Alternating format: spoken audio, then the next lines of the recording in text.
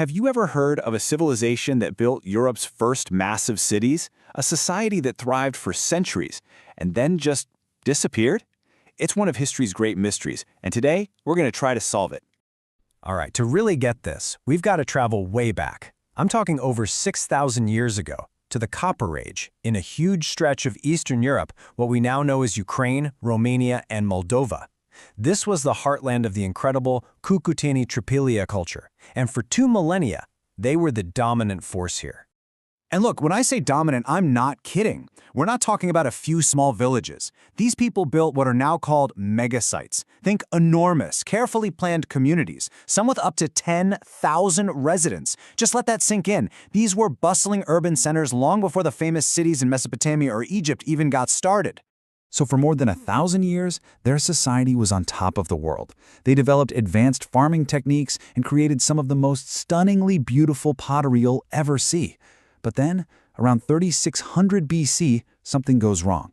People start leaving the megasites, and by 2750 BC, the entire culture is just gone. And that is the big mystery, isn't it? How does a society that advanced, that successful, just vanish off the face of the earth? For a really long time, everyone thought they had the answer. It was a simple, dramatic story. Yeah, for pretty much the entire 20th century, the accepted story was straightforward and, well, kind of brutal. They were conquered. The idea was that this ancient world saw a massive clash of civilizations. This whole idea was wrapped up in something called the Kurgan hypothesis, championed by the famous archaeologist Maria Gimbutas. The theory basically said that the peaceful, settled farming cultures of what she called Old Europe, and that includes the Cucuteni-Tripilia, were just steamrolled by waves of invaders from the eastern steppes. And she didn't mince words about it. In her mind, this was a clear, undeniable military victory.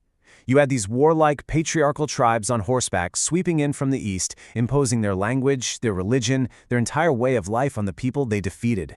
So this theory sets up this epic clash, right? You've got two societies that could not be more different, seemingly on an unavoidable collision course.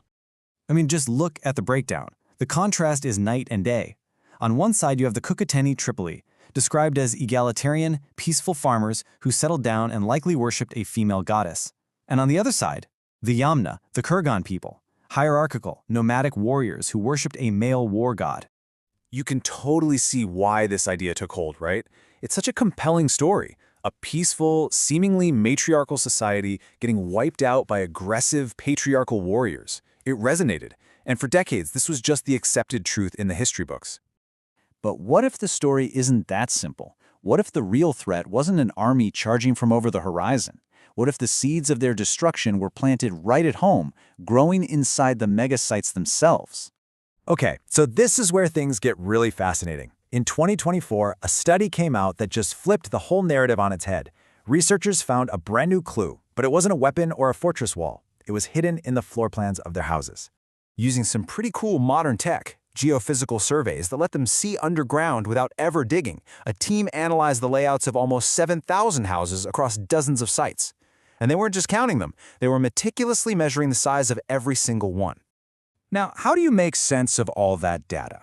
Well, they grabbed a tool straight from economics called the Gini coefficient. It's basically just a score for inequality.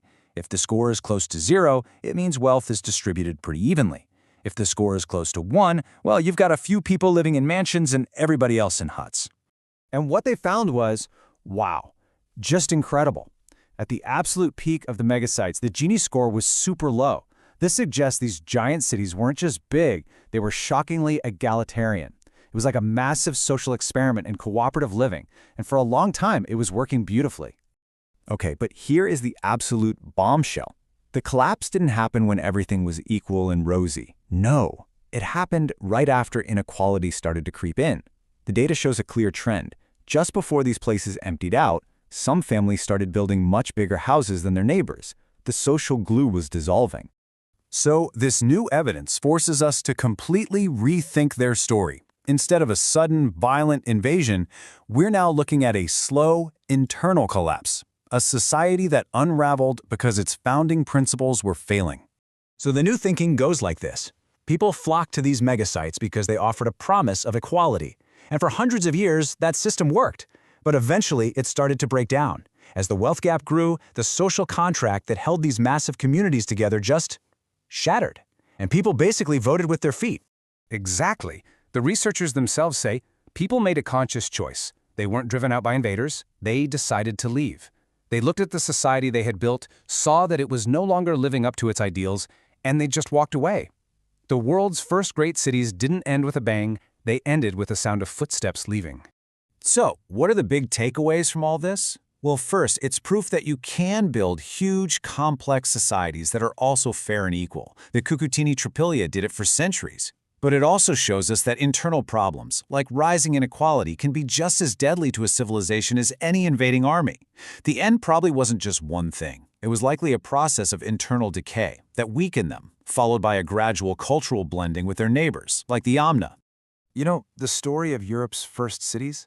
It isn't just some dusty old history lesson. It's a 6,000-year-old case study that leaves us with a really powerful question we're still grappling with today.